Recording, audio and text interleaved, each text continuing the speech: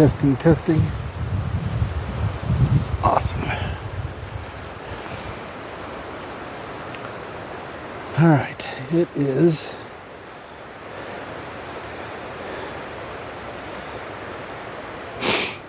October 13th, 2:26 p.m. 60 degrees, 37% humidity. And came up here yesterday and there was snow. Came up today and there's very little snow. And as part of this I might post the differences a day makes as far as snow goes. So let's get the show on the road. Had to stop and get dressed again. It was a very windy day. So I stopped to put on a windbreaker.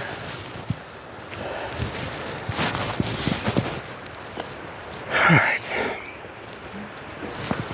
We're off. There has been a few people on the trail today, so we might run into some. Two guys just passed going that way. Both on e-bikes. And they were flying.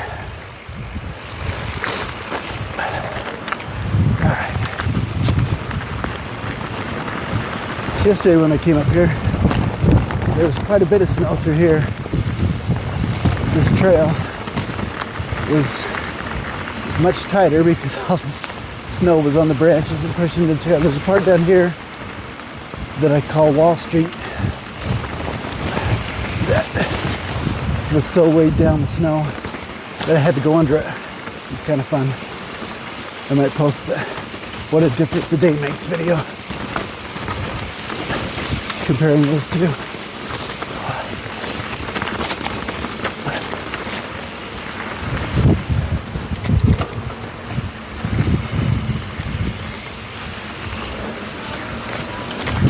Now right through here, this next turn, where it's really tight. This is all, I couldn't duck to get under it. It was weighed down so much. It's kind of fun to drive through. Haven't watched the video, but I'm sure it's pretty cool. Watching it go through there. Right when I got to here, I had to stop and clean out the camera. All right. I've been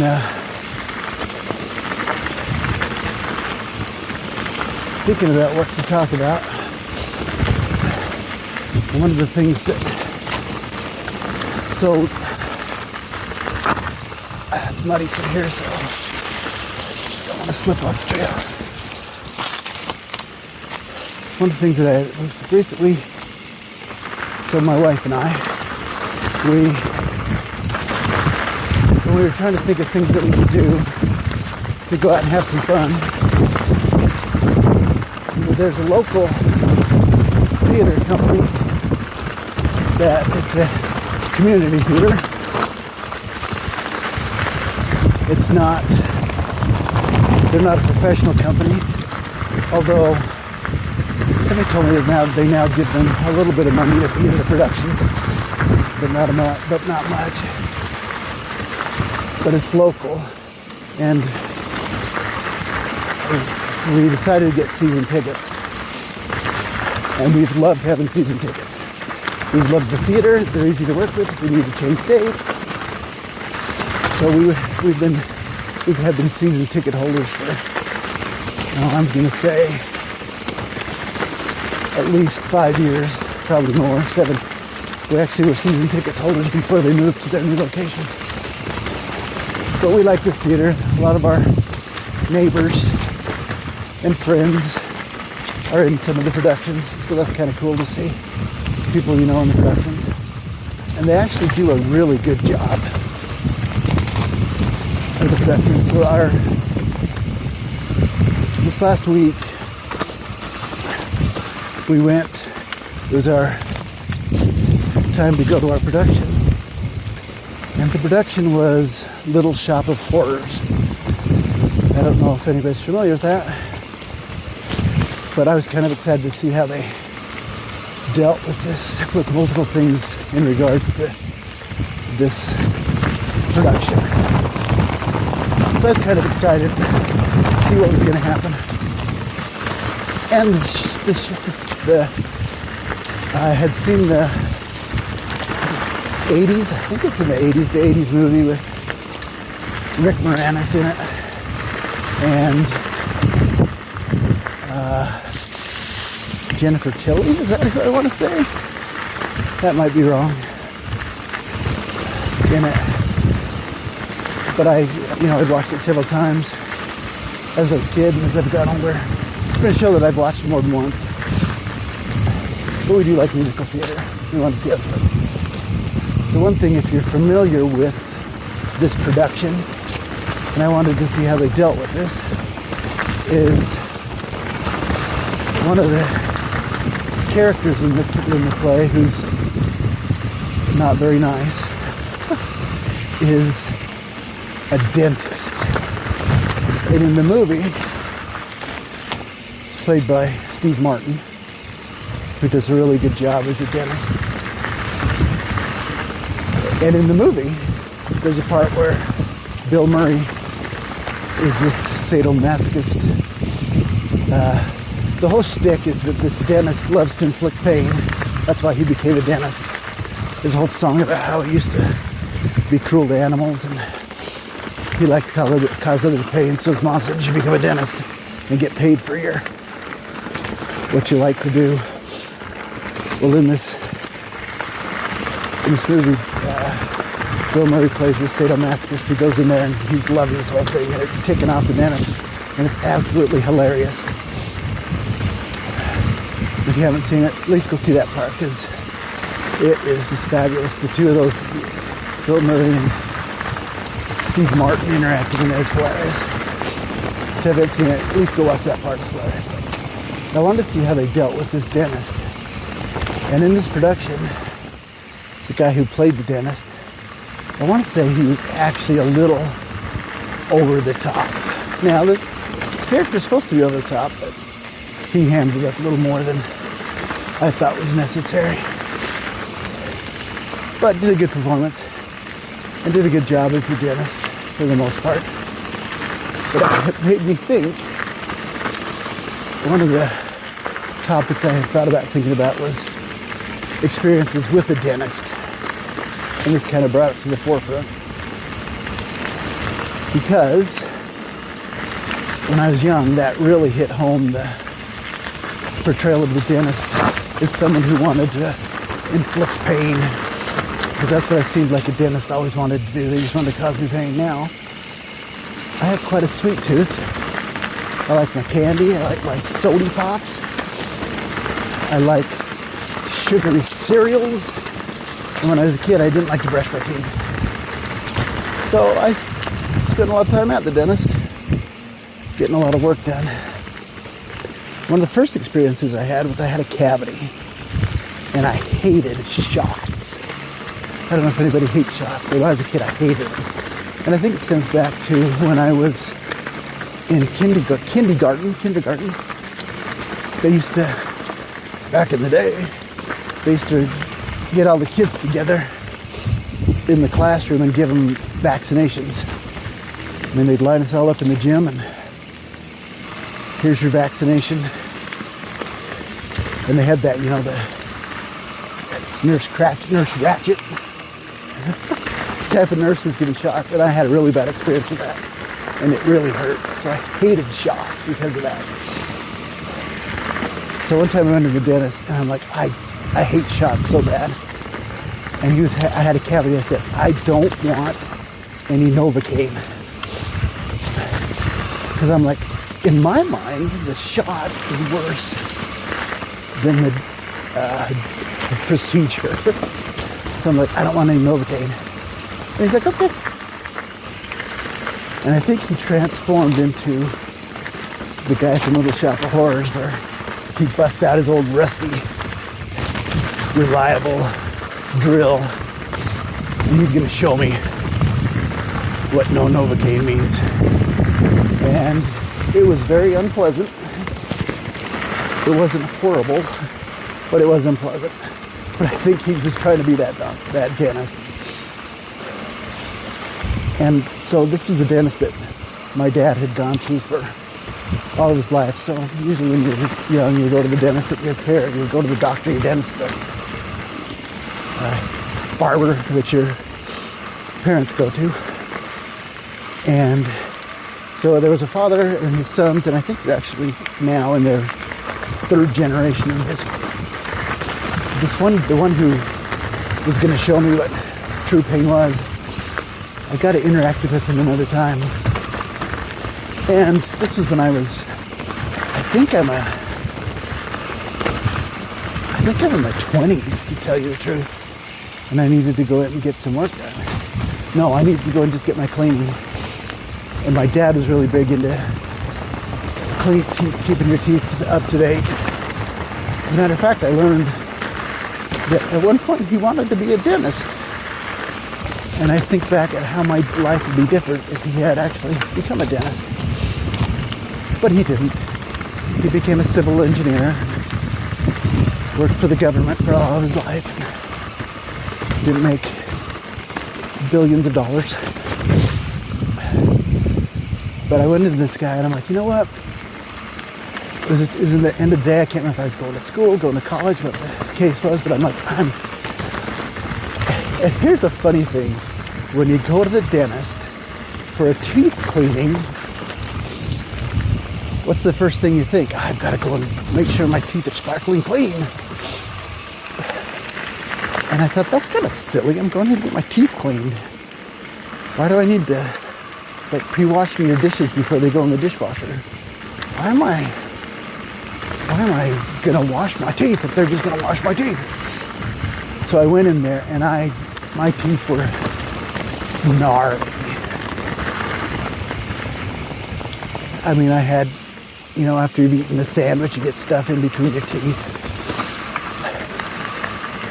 It was just gnarly.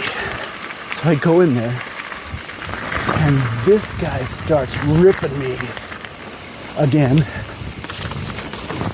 about my dental hygiene. And how can I do this? And I'm like, dude, are you not going to clean my teeth? And so it really ticked him off. And to tell you honestly, from that day forth, I'm like, you know what? When I go to the dentist, I'm just going to go with the way my teeth are. And if it ticks off the dentist, tough duty, dude. Clean my teeth. What am I paying you for? So that was my experience with that dentist. And he was also the dentist that took out my wisdom teeth. Wisdom teeth are an interesting thing. I mean, my wife still has all of hers. But I went in to get mine taken out because that's what you're supposed to do when you got to be my age. And at this point, I'm like, yeah, give me a shot. I'm not tough enough to have you pull these teeth out without anesthetic. So he gives me a local. And everybody I tell this story to is like, well, we were out completely. And I'm like, once again, is this the guy from Little Shop of Horrors, the dentist, who likes to see people suffer? But I wasn't sure. So and when I was a kid, one thing I did like was milk and ice cream. So I drank a lot of milk. And I talked about sugary cereal, so I ate a lot of cereal. So milk was one of the, and I like chocolate milk. So I drink a lot of milk. It's a lot of calcium. And my teeth, come to find out, benefited from that. The sugary stuff ruined them. The calcium, the dairy, helped him. So he's pulling out my wisdom teeth, excuse me. And it feels like And this is something that'll repeat itself through my dental experiences. It feels like he's up on my, sitting on my chest with a crowbar, just trying to thing those out. He's drilling holes in my teeth, trying to get leverage. I just feel, and I can feel my jaw just like he's gonna break my jaw as he's trying to pull these out. So he's struggling and I'm struggling. And he gets to the point where he's like, okay. He's like, all right, I'm done. And he has them the teeth and he hands them to me. You know, I think the tooth fairy's gonna come. And he goes, here's your teeth. I'm like, there's only 3. He's like, yeah. Oh, I left the other one in there. It's not gonna be a problem. I'm sitting there, dude. You were having that hard of a time that you just decided to leave one in there. So from that day forth, up till today, every time I see when I go to the dentist and get an x-ray, I see that last tooth that's in there and ask the dentist about it. And they're like, it should be okay. It's been there this long. It should be okay. So I still have that one wisdom tooth, so I'm a 4th wise, I guess. But that guy he reminded me of the guy from Little Shop of Horrors. Now,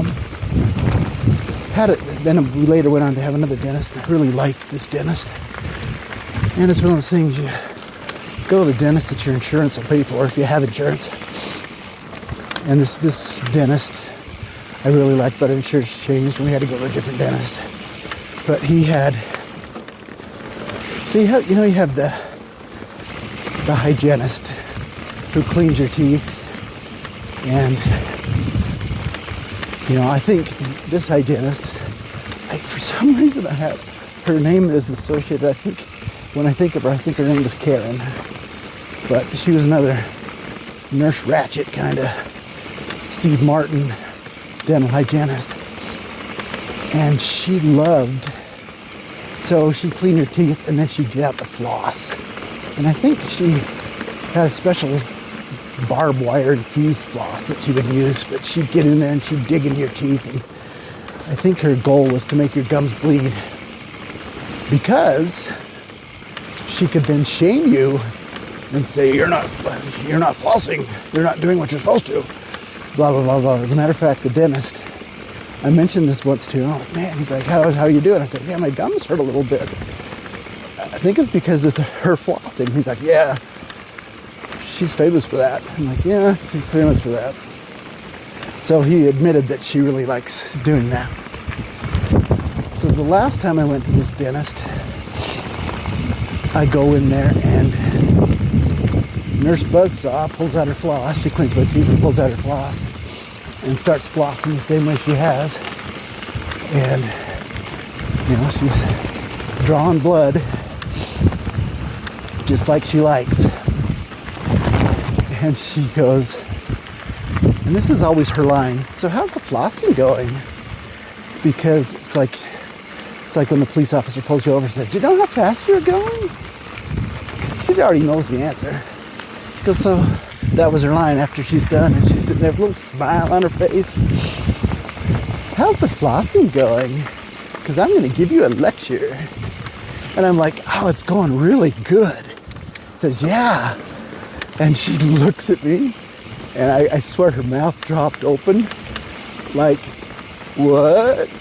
And I'm like, yeah, it's going really good. And I could tell just by her demeanor that she's like, he says it's going good. I can't rip him a new one because he says he's doing it. And she's like, really? And I'm like, yeah, it's going really good. And she just got shut down, and I'm like, and I could just picture her pulling off her gloves and throwing them in the trash and going, that guy's lying to me, but I can't call him out on it.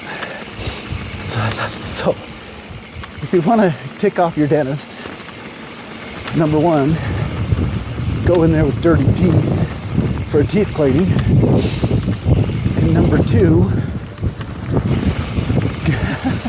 tell bald-faced lies to your hygienist and see what they do. Got a kick out. I think the dentist came in. I think she'd mentioned to the dentist that I had said what I said about my flossing. I think he tried to, second guess me, but I'm like, yeah, it's going great. So, still cracks me up to think about that. And then, recently, so I don't have insurance anymore. So, and dental work is very expensive. So I had tooth pain that was horrible. And I had an implant, and I thought it might be the implant. I also had a crown next to the implant, but I thought it could be either one of those things, and I wasn't sure which one it was going to be. So the previous dentist that I had gone to I didn't have insurance, so I could have gone to him, and I really liked him. He was a good dentist. Although when he was doing work on me, pulling out my teeth, I swear I had to go into his office. Remember the milk thing? I spent like 20 hours in his dentist chair while he was trying to fix something. And he said, I said, how long is the appointment? He goes, it's going to be 6 hours. And I had probably at least 2 of those. And it finally got to the point one day where he's like, I'm done. He's like, go home. I'm going to schedule another appointment. Go home. He says, you need to come back later. I think I wore out his hands and his arms. And